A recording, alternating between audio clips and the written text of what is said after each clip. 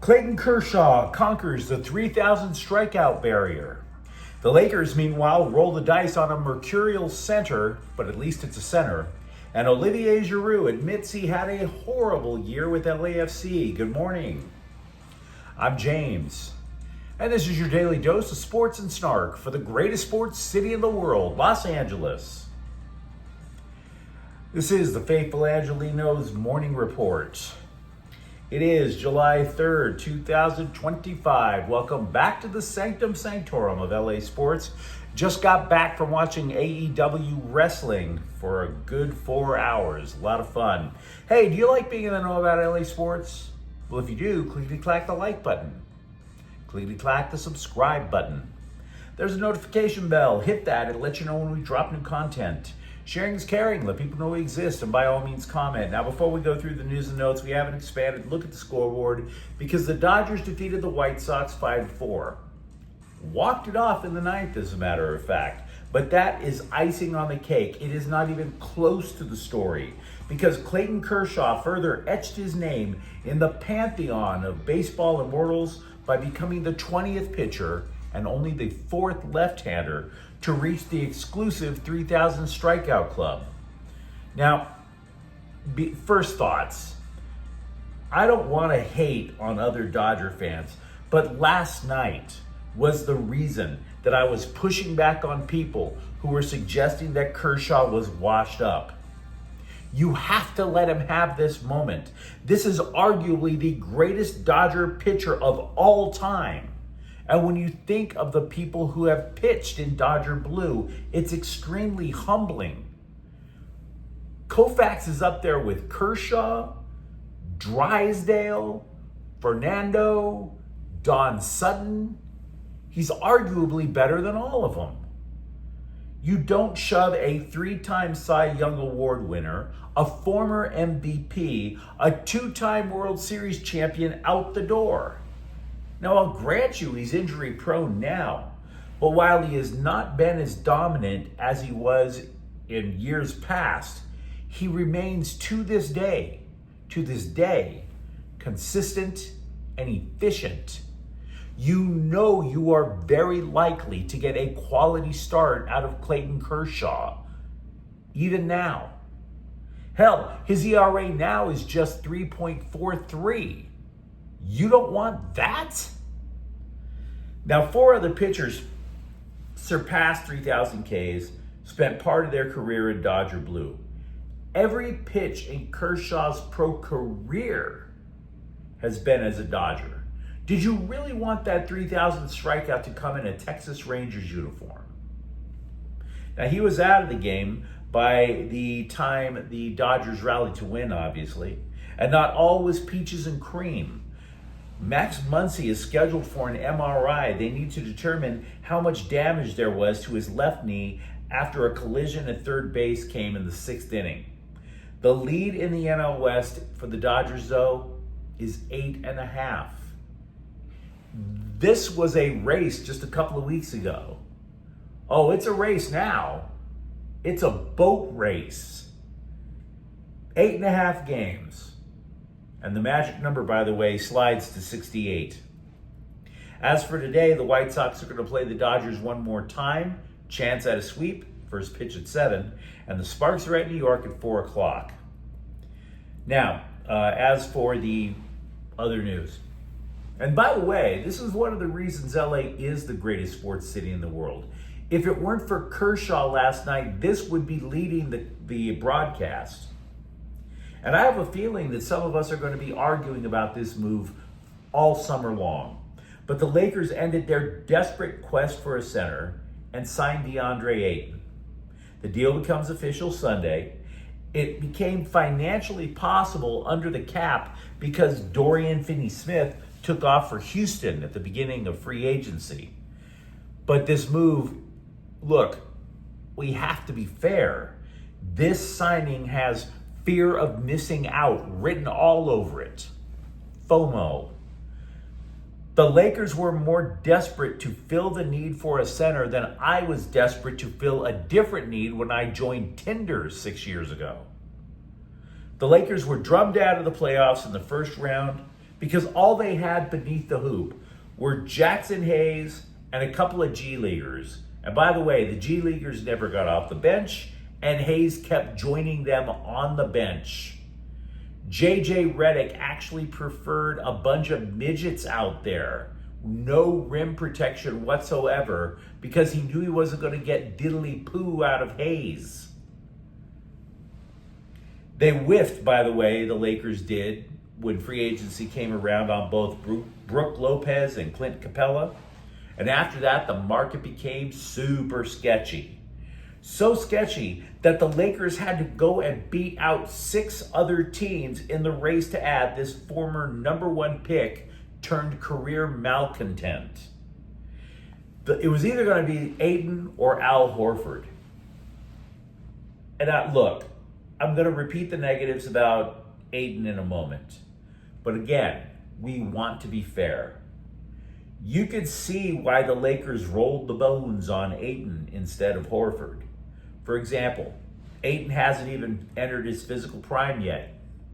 He's going to be 27 at the end of the month. Horford is 40.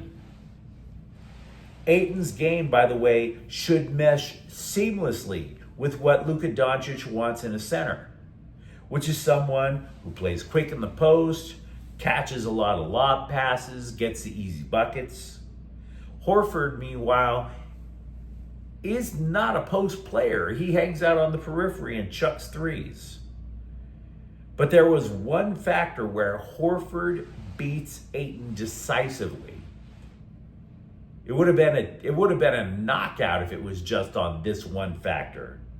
The Lakers are going to be lighting candles, incense, praying every single night that Ayton finally decides to grow up and harness some semblance of professionalism. If he does, he could not only rehabilitate his reputation, but he could play into a massive contract if he opts out next summer. So he has motivation to finally decide to act like a professional. But let's not kid ourselves. The guy has such tantalizing ability. And he knew it too. He gave himself his own nickname, Domin Ayton. Get it? The reality is, Domin Ayton got chased out of both Phoenix and Portland. The Trailblazers bought him out of his contract because he only played in 40 games last season, and there were reports that he was skipping rehab, showing up late to practice, showing up late to team flights, and flipping out whenever anybody called him on it. Multiple teams have looked at this guy thinking, you know what? I think we could finally help him grow up.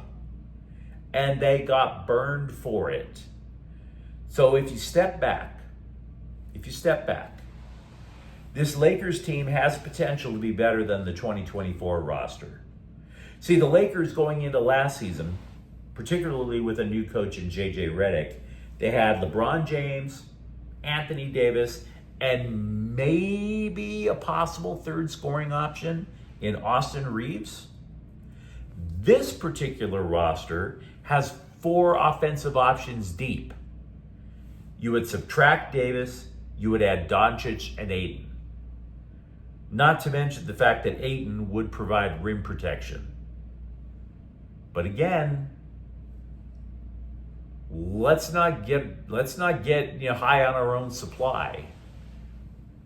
There is a reason this is his 3rd team and he's still just 26. This is a gamble. By the way, once again, all the gossiping little hens and NBA journalism trying to will a LeBron James trade into reality. Those hens, man, they just keep on clucking away. One scribe caught up with Bronny James, and Bronny James replied, quote, "One of my friends called me talking about what I was gonna do because they seen my dad. Whatever. I didn't see it. He called me. I said, I have no idea what you're talking about. I really don't pay attention to that stuff. Yeah, there's a lot of stuff going around that I don't pay attention to. We don't really talk about that much.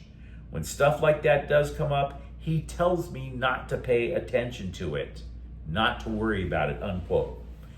This tells me, once again, LeBron James didn't ask to be traded.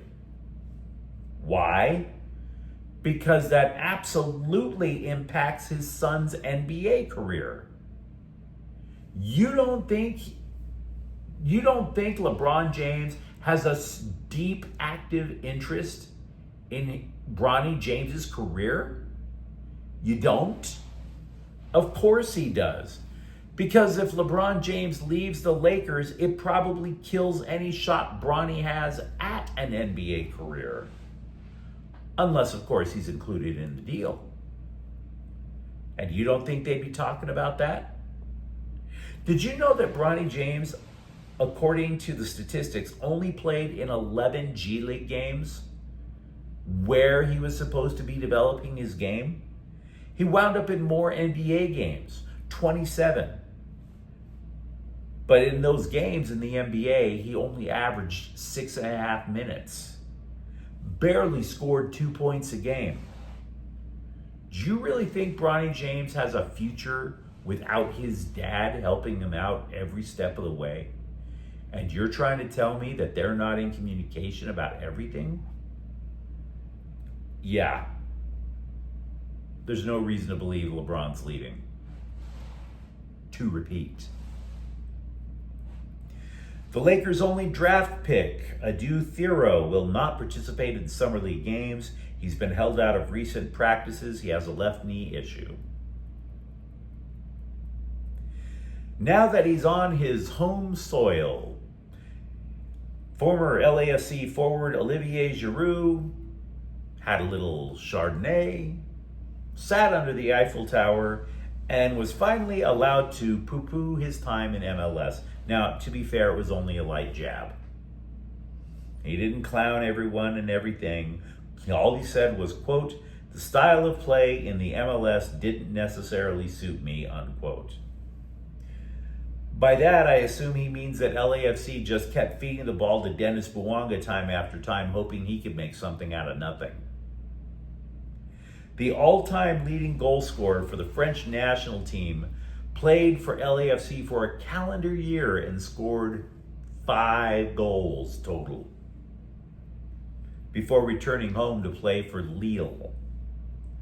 Now, the departure could be addition by subtraction. I would argue it is. It enables the black and gold to play David Martinez and Nathan Ordaz more. Not a total loss. And it also opens up a second designated player spot on the team. According to overthecap.com, the Rams have a little bit more than $20 million in cap space. And I bring that up because that's a hell of a lot of cap space after the draft and after free agency. But it wasn't even close to bring back Jalen Ramsey. They were off by $5 million. That shows you just how much effort it would have taken to bring that reunion into reality. But you let me know what you think in the comments thread. Talk to me. Give me your favorite Clayton Kershaw memory. Or for that matter, DeAndre Ayton with the Lakers. Are you for it or against it? And if you enjoyed the content, don't forget to subscribe to Faithful Angelenos. We're talking LA sports every single day here. Thank you for watching. I'm James. We'll be back tomorrow. Faithful Angelenos is a Corte El Queso production. Take care.